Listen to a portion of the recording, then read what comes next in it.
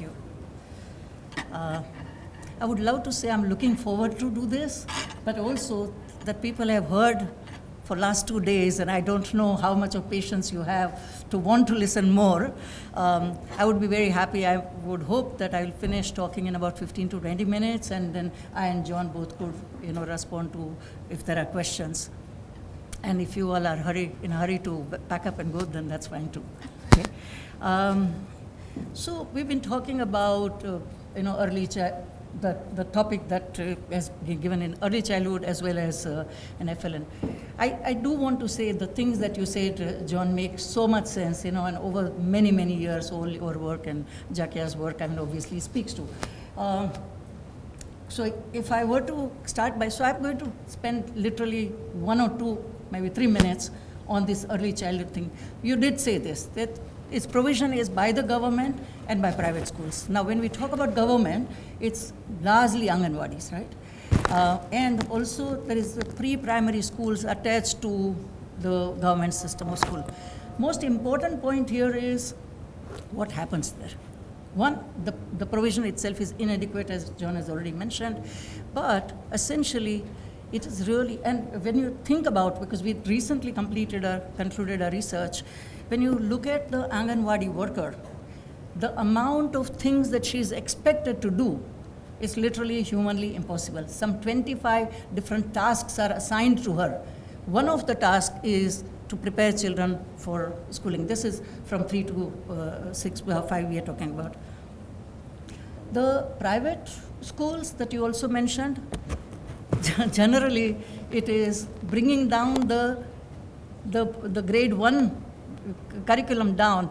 Make sure. Also, there is an expectation, parents expect the children who should have learned the ABCD and number work, all that before they come to grade 1. And unfortunately, the most important developmental aspects of the young children are missing out. So they do not get to do the development that we would have liked, that socio-emotional, and even pre-literacy, pre-numeracy, any of those activities are not done. So unfortunately, it's a very sorry state. What is important to also see is, we have, because you have very elite, this is once again a kind of a nationally a caste system, so you have elite people who are developing policies, they are looking at international research, they're looking at all this. We have really good policies. And when I say we start with, yes, it's good, it says all the right things. When we look at outcomes, when we begin, you talked about Asar, you look at the example given here. We expect children to have listened. And yesterday it was such a beautiful experience we had when our teacher spoke so beautifully, narrated a story. The children were able to not only enjoy, but able to respond to her questions, right? Now that is, or the example that you are seeing is orally somebody is narrating a story and our children able to answer and not answer it. So that's an example here. You're also able to see pattern. Children, at home, they were, playing with marbles, they're playing with other things. All these things, when you create a pattern, if they cannot complete it, what is it telling us? What is the preparation level that we have created? So this is all the testing of the early childhood in 2017 testing. And finally, this is what I would like to say about what is happening here. We are failing at 2 levels, at a systemic level as well as at programmatic level. At a system level, the financial resources are inadequate, severely inadequate for early childhood education everywhere. We do not have, the teacher availability is very severely constrained. You talked about 2 teachers in a Balwadi, but it's very, very many places. One is that there are no teachers, and the third is low priority overall, but demand also by parents. And a lot of it is, you see, parental demand depends on what my child is able to do, whatever they've done, whether you are in grade 1, 5, or in early childhood. If they don't feel that they are getting anything out of it, they're not going to be happy with it. And also, very often, we don't even advocate enough. I think one of the point I want to make about everything we do, whether it's National Achievement Survey or UDIS data can only improve when the end users begin to use it. But when you complete NAS, You don't share the data or the findings with the schools, with the district. District level report goes, it's sitting in the district office. I don't think schools come to know about it, which is where the change is taking place. Ultimately, we must understand the business of education happens in the classroom. Does not happen in secretary's office, in DEO's office. All of those are important functions in order that the classroom operates effectively, right? Look at programmatically. Once again, there are materials. I can give you examples from various states. For a Balwadi teacher or a preschool teacher, we have 3 or 4 materials. And basically, people are now creating some kind of mapping to say, on 17 page, whatever you want to teach, the list of items, whatever teaching aid you need, it's on so-and-so page. This is the chart which you will show from so-and-so page. And I'm saying, this teacher is so busy already. We are asking her to connect these dots and then take it to the class. How is that possible? So somewhere I think we're really missing the point of what do we need to do with these children. But I'm going to focus much more because the expertise on early childhood, all that lies with Zakia and John. I'm going to move to foundational literacy and numeracy, which is at the moment we're confining it to grade 1, 2, 3. Obviously, the national education policy is expecting us to say 3 years preschool. Given the 2 ministries, and for many years, I can tell you from Sarva Shiksha Abhiyan, and there are colleagues of mine who are sitting here who are able to say, it has been tried a number of times to say, how can we bring these 2 departments together, to do things together? It's a difficult and a challenging task.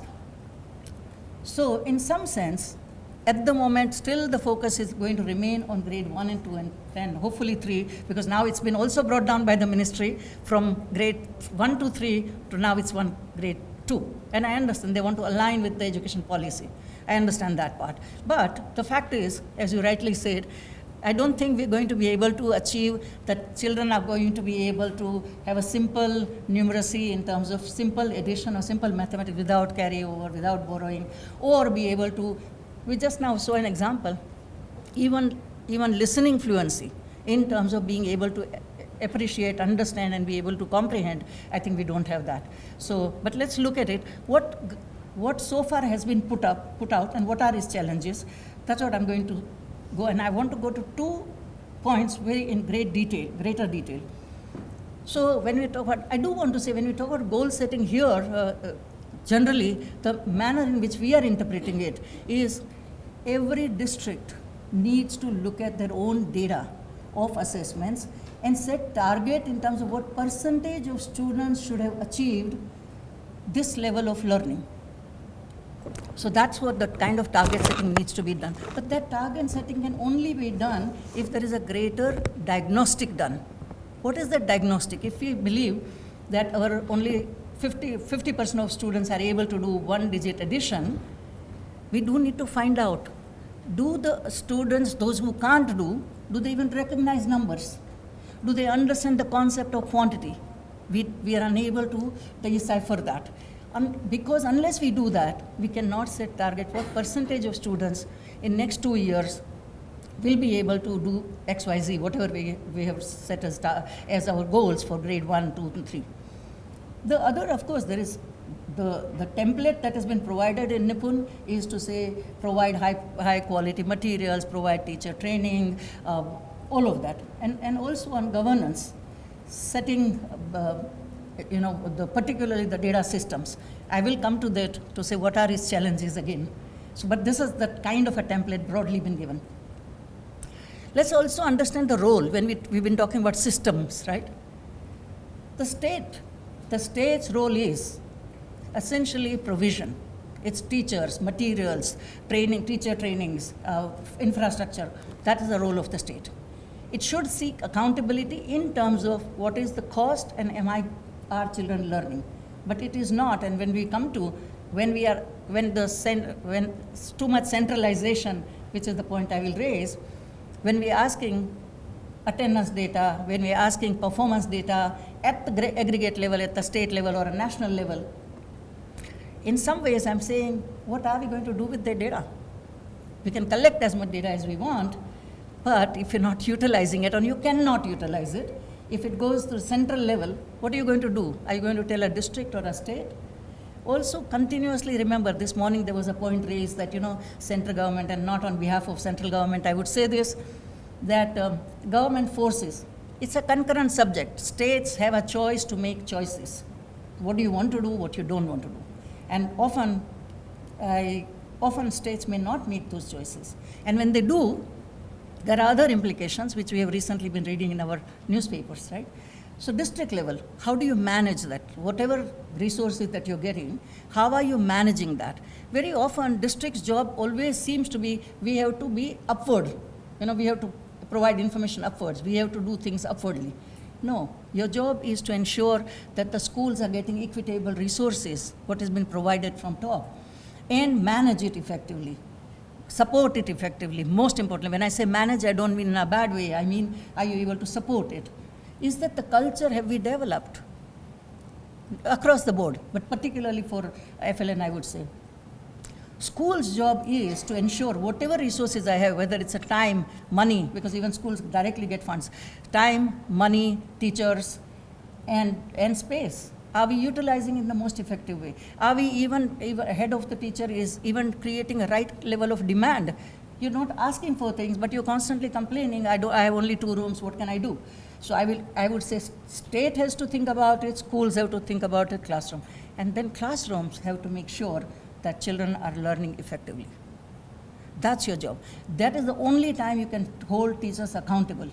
But don't hold school. You have this whole school assessment systems going on and things. And my question remains that how are we holding school accountable for lack of infrastructure, not having a teacher, not doing this? And I'm saying they cannot, because there is one teacher trying to teach 3 classes. Right? Okay, I think almost all of you would know that all that has been put in place, meaning MOE and states say this, all this is available to you. Now, one of the big shift has taken place is from input orientation, there is an output orientation. And what is that output orientation? Is student learning, right? Which is what we expect, which has specifically been mentioned. We have always expected that. If somebody like me who's been in system for 30 years, it's not that when we were teaching, we didn't expect students to learn. But now we are making it a focus to say they have to learn, we have to make sure. So the whole paradigm of teaching and learning, I have taught and I'm done, is gone. Have the students learned, that is the paradigm in which we need to operate. That's the only shift. I'm not too sure whether that's 100% understood everywhere, but it is there. There is a learning outcome framework. There is, national curriculum framework has been developed more recently, and you already have it. There is professional development. There is monitoring. All these things have been put in place, meaning this must be happening. But let's look at right against that, what are those challenges? The 2 challenges that I feel, multi-grade teaching, almost, and I will talk to it a little more, a little later, and then adequate time on task.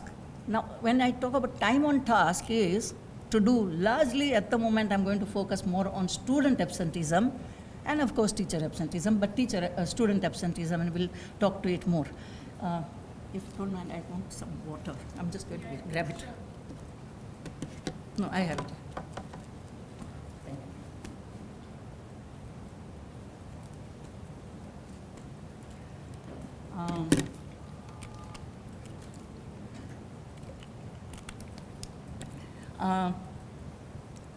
Once again, I've talked about data. Are we using assessment data, even if it is well conducted?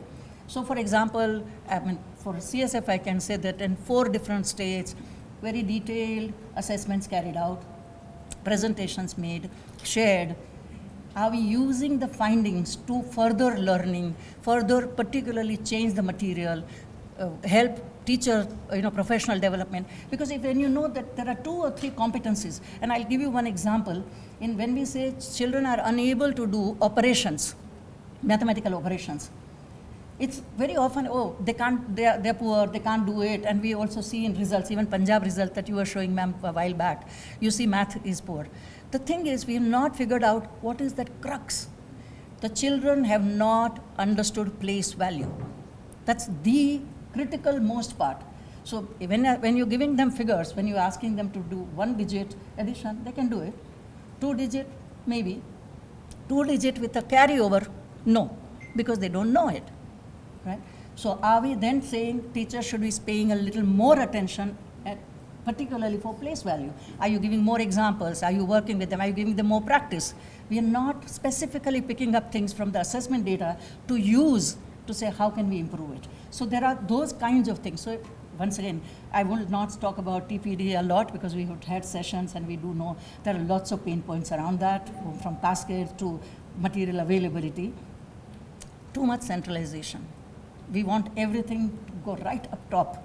And people have gotten so busy to just send things up in terms of data, in terms of information. I want to know every day. In some ways, as I said, classroom is the place where teaching and learning taking place. We have to leave them free to be able to do their job. Give them directions, which you already done in the first slide I showed you. All that you already told them. Now let them be, let them do the work. Because when teachers get so bogged down, and also it creates perverse incentives. Your assessments, often assessments are sought by the secretaries and at the top level is census. You understand the meaning of census? We're talking about the numbers that we are talking about. And even if you tell the teacher, no impact on you, no impact on the school, it's words. Their own experience doesn't tell them that. Their experience is fearful. And also why? Why waste so much time them uploading the data and all of that? Leave it. The formative assessment is the most important thing. I will definitely say that. And I'll talk about it very briefly. Okay. I'm going to focus a little bit on two challenges. I was given a brief by one of the LFE colleagues to say, oh, can you give us a bigger picture? And so that's what I tried to do. But my heart is in the classroom, and I do believe we need to figure out, actual solutions to existing problems. So I'm going to share this and talk about this. Why has that happened? So what is the extent? 60 to 80% of our primary classes, particularly grade 1 and 2 and 3, are multi-grade classrooms across the board. Why do we have MGML? There are some policy issues, some right and some not so. GOI's policy is within 1 kilometer, we must have one school, primary school. But over time, there are more than one. There are private, other even government schools. Once again, why is an NOC given? And if there is no NOC given, then small schools are running, private budget schools are running, and therefore the student size is dwindling in all government schools. You have very, very few students. I will talk about in the next slide, can we take advantage of those small size? What is the impact of it? The result is we have large number of 70% of our schools with less than 60 students in the school. Now, teacher provision is also based on 30 students, 35 students. It's changed a little bit, but basically it means now we are saying at least 2 teachers in a school. What happens? What will happen? I do not believe that in a very near future you will have fiscally an ability to be able to provide 5 teachers for 60 students or 70 students or even 100 students. It's not going to be possible in near future. So multi-grade is a reality, and we must not only accept it, use it to our advantage. And in the next slide, I will talk briefly to it. So this often results in not only grade 1 and 2, let's say, are sitting together, but those younger students who don't go to Balwadis or preschool, they also come along with them. So there is some amount of younger children, grade 1 students, grade 2 students, they're all sitting together. It also has, and grade 2 is paid more attention by the teacher because that's where the FLN assessments will take place at grade 2 or grade 3. Your NAS is at grade 3. So more attention will be paid to them. But grade 1 teacher and the younger ones are not getting much attention out of it. Pedagogical model, whether traditional ones or this new structured pedagogy, they're all developed for monograde classrooms. And your reality is 70% of your classrooms are not monograde. Why are we not thinking about making sure? And there have been in the past experiments, so it's not to say, even at a system level, we have had experiments of multi-grade teaching, how well it can be done. Instead of doing more research and furthering and more, making it more sophisticated, we've gone back and saying, oh, no, we're going to be working, this is what it is, the age and grade, the grid that we have, we will work with that.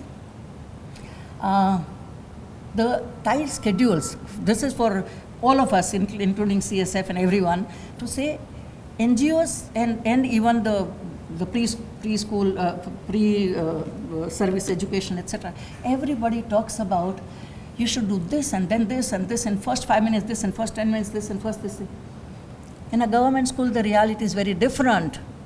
I just recently went into a Banaras district, which is a premium district in our country, and yet I found a teacher, it's raining, there is no water in the toilets in the school. Fortunately, they have a Gram Panchayat building right next to it. Principal with an umbrella with 3 girls had to go open the gate of the Panchayat building and then send them. The whole episode took 20 minutes. Now, if you have a minute-by-minute program and how to teach and when to teach and what to do, and you cannot hold them responsible, the teachers, in that manner. You have to give them room to be able to their own conditions. Context matter. Yeah? And so I would stop at that and say, we need to really think through how are we going to do this. What is required if you're talking about a multi-grade classroom? I mean, there is a whole lot of pedagogy, there is a lot of literature going on, but I'm going to simply say something like that it requires, the teacher must plan. I'm teaching grade 2, I want children to learn 2-digit subtraction, that's my goal, must plan at that level. Think through in terms of what activities which will do, which will excite the children, will engage the children, all of the good things that we talk about, great pedagogical models. Also, the second and the most important part is, then stop, because you have small size, think of which students will need what additional help.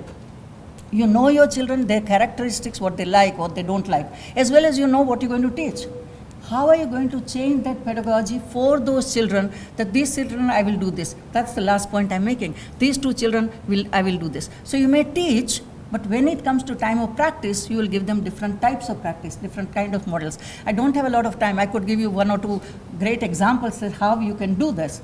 But that would be my refrain, to say, let's think through this. How can we do this? It just requires teacher knowing the children and being able to plan for their needs. On management, I will not spend a lot of time. One definitely thing I do want to say is, teachers need to know their abilities, teachers need to know how to group them. More and more formative assessments. You need to know where your children are and then be able to help them to move forward, next step, next step, next step. Definitely have a lot of sufficient time for planning, developing your teaching aids. NGOs do a great job of it, so I'm not going to say a lot more on that. But when to use it, how to use it, provide sufficient time for implementation. We're also in a great hurry. In 10 minutes, you should have done this. No, our 2 children are going to take longer, other 2 are going to take longer. Doesn't matter. Let's provide, in our timetable, let's provide more time. In UP and other states, we've been able to provide 120 minutes for a literacy class, 90 minutes for a math class, etc., etc. So basically, create an environment, seating arrangement, whether it's a dari or a furniture, how are you using walls? We've done a good job of all of that. So the last point that I want to take on is student absenteeism. And I really want you to think about it. Any school that you visit, ask ask for the register and how many children are enrolled and how many are present on that day. Okay? And the research has shown that 28% on an average our students remain absent, on an average. And some states are even more. The children are performing poorly, and that is directly correlation or an association at least of them not having enough instruction, not having enough time. Government schools also operate for a more limited number of hours than the private schools do. Private school children go back and also may do some other, the studies and other things. Here, they need more face time with the teachers, and we don't get that. Of course, poor health conditions, the kind of materials, kind of teaching, and most importantly, punishment in the classroom prevents children from wanting to go back to school. So how can we make, and punishment doesn't mean now we're saying no corporal punishment, but there are a variety of ways you punish a child. One can do it. We all know from our own experiences, right? And school calendars are not. So once again, there is a whole centralized thing on, we will decide the calendar for the timing, etc. I went once again to another state recently, and the teachers had to say, look, we cannot help this. There was, Raksha Bandhan in the North India is very, very prominent, and the women tend to go to their parents. Now when they go there, they will stay there for at least a week. Now young children, they're not going to leave behind and go for a Rakhi, so they will go. This is village, they're traveling maybe 200 kilometers, they're not going to come back on the same day or even 2 days. But I'm not saying Rakhi is one, I'm just saying the farming community, they say they work from morning till late in the night, particularly different times of the season. And at that time, they will take their children with them, because when they come back from school, there is nobody to attend to them. So these are the reasons why you have so much absenteeism. One of the big things, and I will leave this with this slide, the parents, the community, the schools need to work together. Districts need to have more autonomy in terms of what kind of calendar they can design, because, and of course, the research shows, particularly for FLN grades, that the female teachers bring 26% more attendance than male teacher. And there shouldn't be any bias against male or women, but the reason is what is quoted in the research, at least, that children can relate more to the women teachers. And in primary grades, if we can ensure that at least a large number of teachers are available for primary grades. But collaboration between the community, which also, John, you mentioned last, and working closely with parents, understanding the issues and challenges, making sure that we are in partnership working with each other, I think that would help the whole issue of absenteeism a lot. I think we do need to be much more caring society rather than just demanding society. That's all I would say. Thank you.